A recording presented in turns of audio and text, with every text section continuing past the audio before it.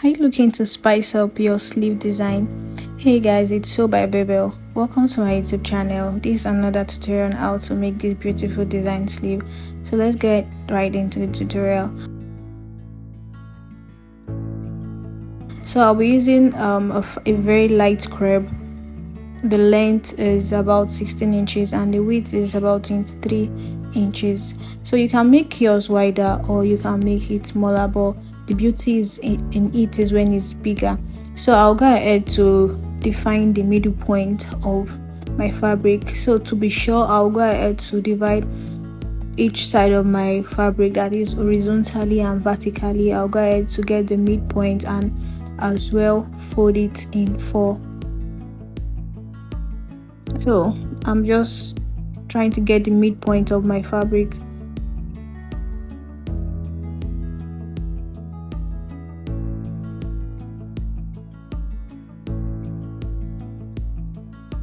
Also, you can use any fabric of your choice. Preferably a very thick fabric would bring out the beauty, like maybe Mikado or something, but I'm using a very light, extremely light crepe fabric. So I will also go ahead to fold this in four like this. I went ahead to divide the middle manually. Let me use the word manually first. That is dividing using my tape and also folding it to get to be very accurate as well.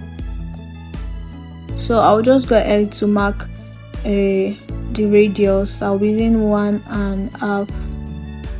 I'll be using about 1.5. So I initially wanted to use this circle shape as the perimeter of my circle, but I discovered that it would be bigger.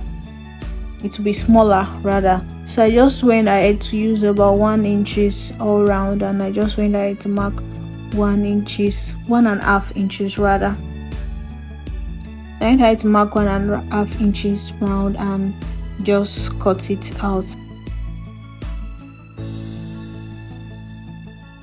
So after cutting it out, I will just go ahead to open it like this, and at the middle I'll go ahead to turn the middle up with my bias.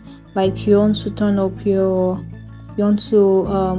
close the hem of your neckline. So I'll just go ahead to turn it up like this with my bias. I'm using the black bias for the tutorial sake. You should use the exact color of your fabric. I'm using a black bias, so I've used a black bias as you can see, and I'll go ahead to notch. Please, this notching is very important because if you don't notch it, your bias will not lay down very flat, and you want it to lay down very flat because it's like an external fabric and you attached it to it. So you want to make sure that you notch very well, and you don't notch like maybe about 4. You notch like very tiny spaces so it can sit very well, such that even if you've not ironed it would still turn and lay down very flat and nice. So I'll just go ahead to notch round, and I double notch. I notch like multiple times and in multiple places. So after notching, I will just go ahead to turn it up. I'm done notching now. I will just go ahead to push this inside just like this. Just push it inside, and you will see how it's just going to stay very flat because I had notched it. I've not ironed it at all. So just go ahead to push the bias inside. Just push it inside like this, and you realize it's laying very flat already without you ironing it. And this is what it looks like. No raw edges.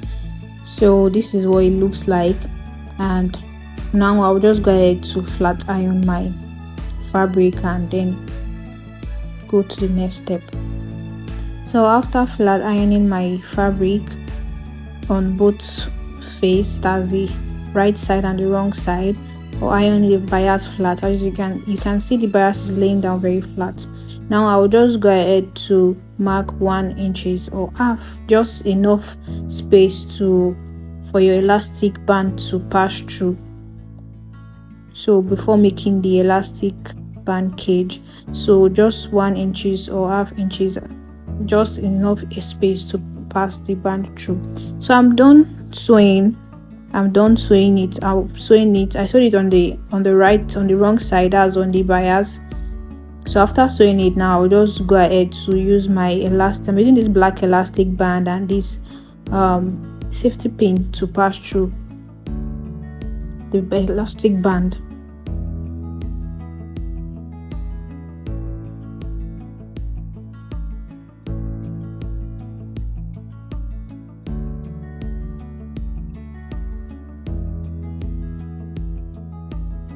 So I'm done passing my elastic band. I'll just go ahead to stitch this down. You can unstitch it or use your sewing machine.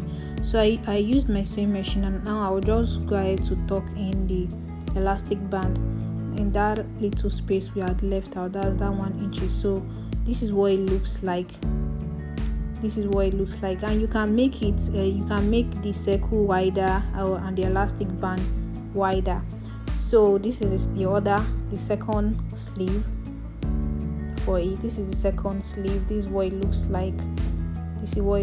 like. So I'll just go ahead to top stitch that space that was left, the space we used to pass our elastic band. We will just go ahead to stitch it down. So after doing that, I'll just go ahead to cut out my armhole because I'm using this sleeve for an off-shoulder top. So I'll just go ahead to cut out my armhole. I already done that, and I'll just go ahead to iron down my elastic band cage again, because this part is for an elastic off-shoulder dress. So I'll just go ahead to iron this down first because it's a very light fabric, I said earlier. So I'm done doing that, and I'll use my elastic band to gather all of them together. So after doing this for both of my sleeve, I went ahead to attach it to the top, and this is what it looks like. It's very beautiful, it's very easy to make, and it's very unique. Let me know if you guys will be trying it out, and thank you very much for watching. Thank you for subscribing, and thank you for turning on your notification bell. Bye.